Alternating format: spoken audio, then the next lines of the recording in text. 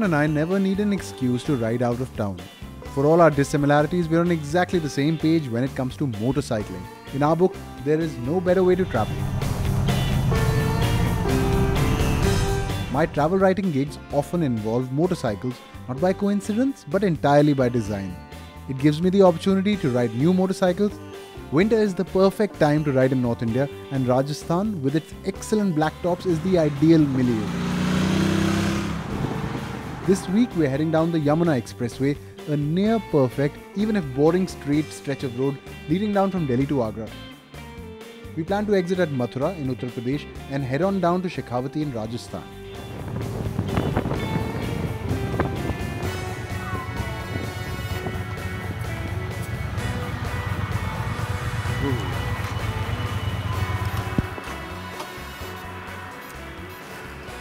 Wow. Wow, man. So we're going to be passing Mathura and then we'll head to Bharatpur. And, so Mathura, we take the turn off for Mathura? Yeah, so we'll be going along the expressway and then straight through Mathura. We'll go over the river, we'll pass through, see if we can find some landmarks in Mathura, and then we'll make a beeline for Bharatpur. Mathura is a crowded city, we should head straight to Bharatpur. It is, yeah. You know, winter was the best time to be in Delhi. This pollution thing is just hit us now. All right. Let's head out.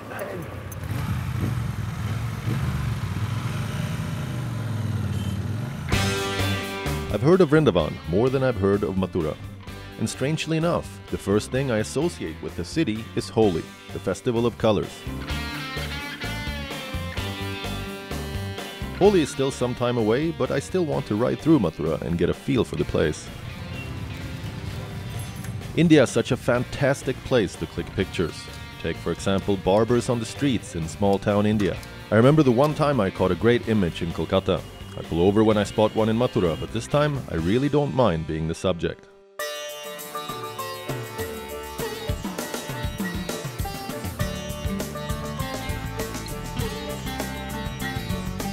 What a hoot that was! Johan attracts so much attention when we are traveling through small towns. He's rather tall for one and doesn't mind doing things most foreigners won't. Getting a shave, for example, on the streets too. Too close for comfort if you ask me, but that was priceless. The way the crowd gathered to watch, you would have thought it was a street show of some kind.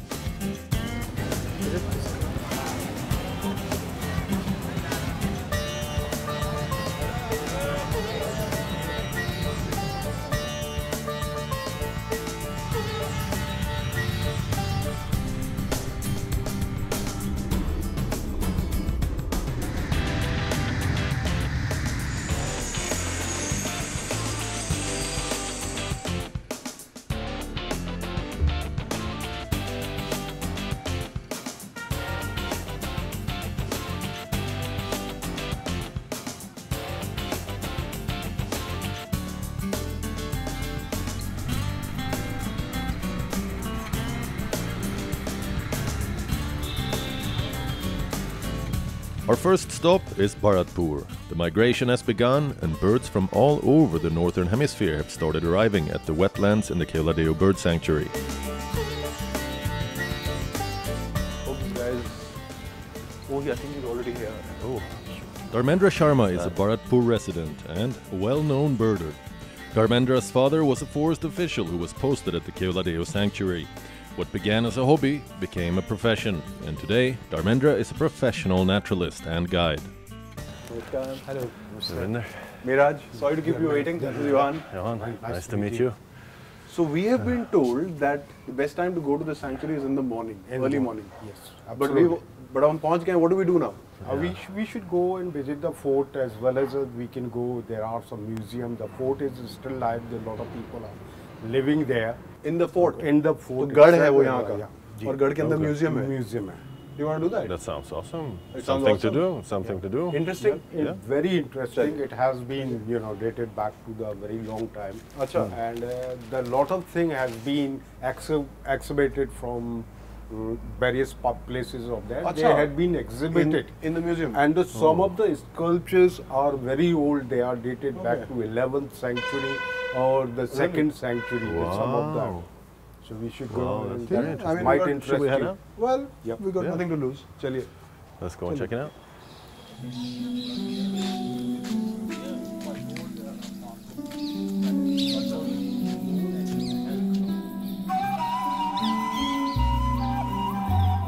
I've never heard of this museum and I'm blown away by some of the exhibits, some dating back to the 1st and 2nd centuries AD. There are sculptures, busts, and even statues of the Buddha dating back to ancient times. Absolutely priceless.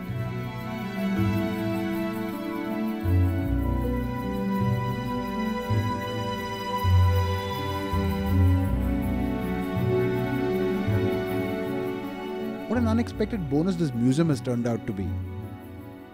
The hammam of the erstwhile king is elaborate and ornate, as I've come to expect for anything connected with Indian royalty.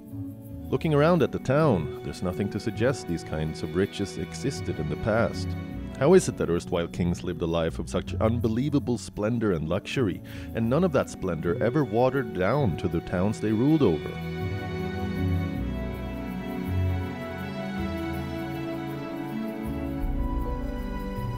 The remainder suggests we walk up to one of the 8 remaining towers in the fort called Jawahar Tower, from where we'll get sweeping views of the city. Built in 1765 by an erstwhile king of Bharatpur, Savai Jawahar Singh, to commemorate his attack on Delhi, the Jawahar Tower has a series of pavilions and an iron pillar. This was where the coronation of the Jat kings of Bharatpur took place.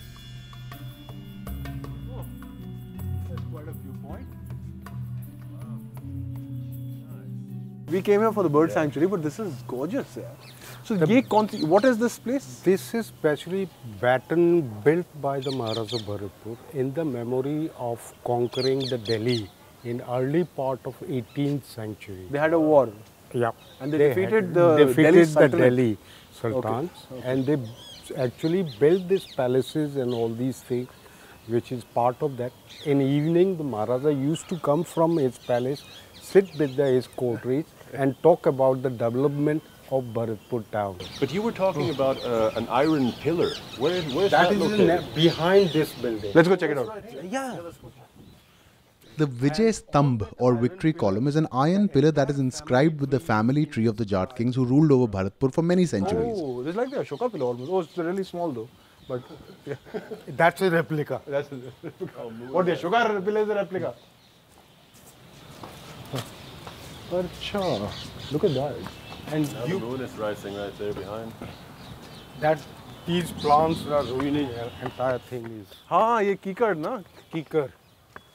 And unfortunately, this kikar, this species of the plant, has been bought by the Britishers in 1860. It's hardly the worst thing they've done to us. It goes from the top down. Yeah. Interestingly, the centuries-old pillar shows no sign of rust while the pavilions surrounding it crumble away. Well, it's iron. But it never got rusted. That's one of the specialty of this iron. ये तो लोहा लग रहा है. This is the loha, then on top bit वो is कुछ और है. like a copper. अच्छा. Johan, you just did some parkour in Delhi. Yeah. So go for it.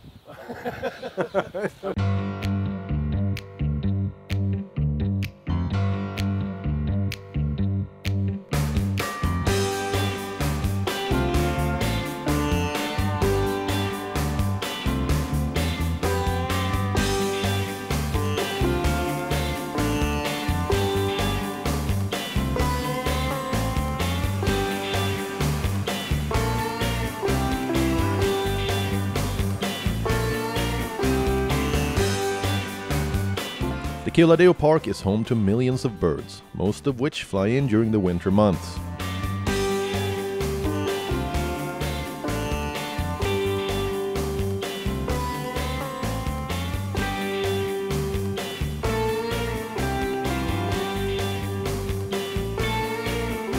What's truly astonishing is that the park is not natural. It was made back in the day when the king wanted to create a hunting reserve for waterfowl. Maharaja Surajmal, ruler of the erstwhile princely state of Bharatpur, constructed a dike around a natural depression that thereafter stayed flooded. The wetlands are the richest in terms of the avian life they attract, but there's plenty of wildlife to be found in the dry grasslands, woodlands and swamps that exist within the park's periphery. Keoladeo was designated as a national park as late as 1982. Cute owls. Very nice birds. Yes. They're also, I read somewhere, they're having a difficult time. Okay. Yeah, they are actually. The basic thing is that we are using a lot of chemicals and pesticides and all. So the other, what they feed on, they are eating those. Oh, it's getting into the food chain basically. Food chain. They're like fully night active, these birds, huh? Huh? Fully night active, huh? Nocturnal? Yeah, completely. Yeah. What's that? Oh, That's a call. The owl was a bit too far, but I would have loved to see its expression right now. I've heard Dharmendra's bird call before, and for his own welfare, I advise him not to call out to any owls on Delhi's streets. Fish owl, which is also That is the? that brown fish. That's the brown fish owl. brown fish owl. Brown. I've seen all of those, you know, up in the hills. They are sometimes some places are very common. Once you go in the foothills of Himalaya, Yes, that's that's Corbett Exactly, and Dodwa exactly. and all. They are very common. Lake District में बहुत सारे हैं. Johan, shall we? Listen, it's Lake going to be. Why don't you sit? District in Why don't you sit with us? No, Lake District in Kumaon. Kumao, okay. आप बैठिए ना हमारे साथ. Sure. Let's go. Hey, Johan, why don't you pull the rickshaw for a while so we can have Dharmendraji's company? Sure. Did you get any? No, there's no time now. Okay. Okay. All right. Johan, don't kill us, huh? Okay. Go for it. Whoa. The other. Okay. All right. Sorted.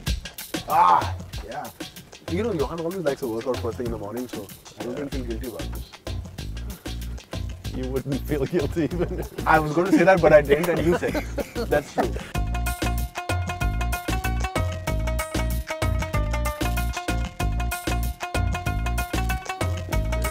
Berries of the salvidoras, and even they eat these red fruits. This is called the caxanil, and that's a semi-poisonous. It's only the birds can eat, but we cannot use that reddish or the pink fruit. This park is low on hype and big on delivery. Even at first glance, it doesn't look like anything much. But when you enter, the chirping of birds gets louder and louder, and suddenly you realize that you've never heard most of these bird calls. By the time the nesting grounds come up, you've already seen more species of birds than you can count. This is a first-grade haven for birds, and with their arrival in the winter, birding enthusiasts flock here in droves, carrying cameras, ridiculously long telescopic lenses, and dressed in camouflage attire. Snakebird drying the wings, and because why they dry or drain the water, because they don't have oily glands. Oily Glands, as we do have that. Once we put the water on top, all the water is drains off. But such these birds, they don't have the oily glands, so they have to dry them themselves. And while their wings are open, it helps to digest the food. How is that happening? Oh, because they're flat. Because they are sort of moving all the time, their wings. And the winds is going through, so there is a natural sort of movement onto in the wings.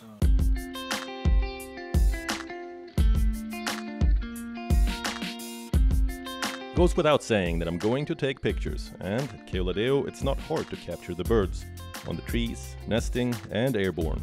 It's almost as if the birds know that this is their home, while we are the visitors. The cameras don't scare them. But how large is this park? This park is about 29 square kilometers, and that has the 4 major habitats. The 11 square kilometers is the wetland area.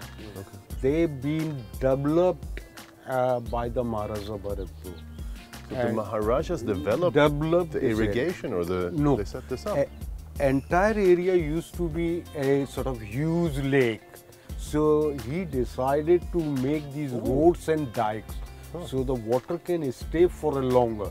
Oh, I wasn't aware of that. So this is a man-made thing? Man-made thing. Oh, really? Until before that it's been declared as a bird park or a shooting reserve.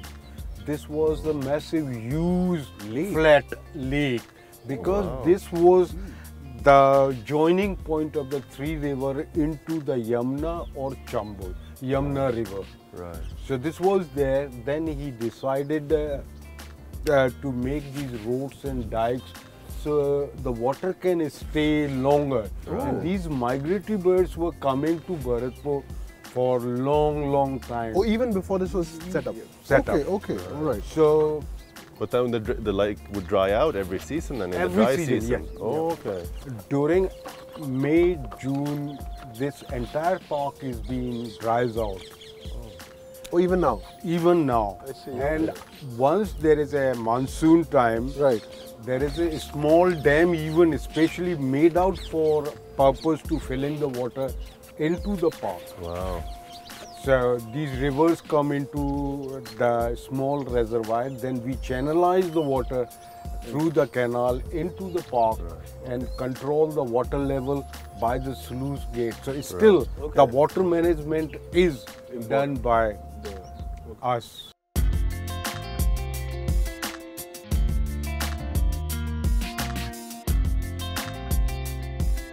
Two and a half kilometers, there's a big breeding colony of these birds. Painted stocks. Painted stocks. There are 3-4 different species of the storks, herons, egrets, cormorants.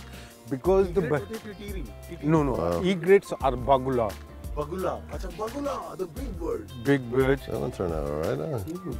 That's a gorgeous shot, Johan. Beautiful shot, man. What a shot.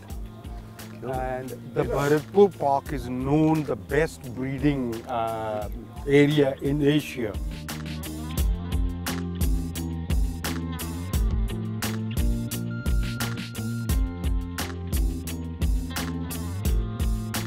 Because there was a time, I remember there were a lot of stories in papers in Delhi also that you didn't see sparrows anymore. Well, basically the house sparrow is getting less. Right. The reason is that the pesticides and all these are getting into the food chain. The second thing, there is no natural nesting grounds is left. Third biggest problem is that all the mobile towers.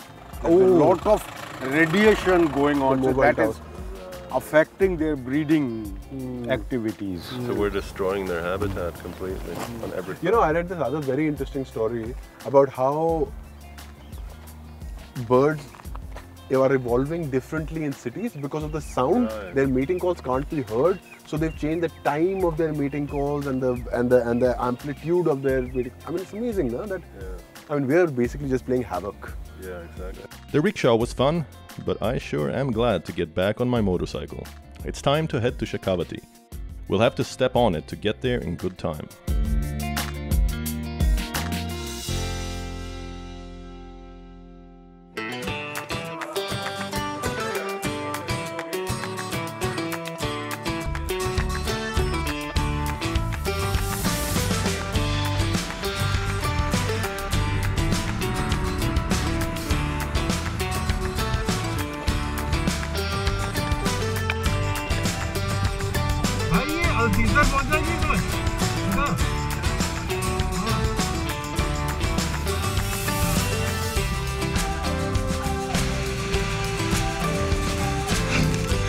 Shekhawati is a historical region in northern Rajasthan. The small towns that make up Shekhawati are often collectively referred to as an open-air art gallery for the preponderance of exquisite havelis in the region. Shekhawati is not as visited as some of the popular towns in the state, which has helped preserve its rustic, somewhat old-world vibe.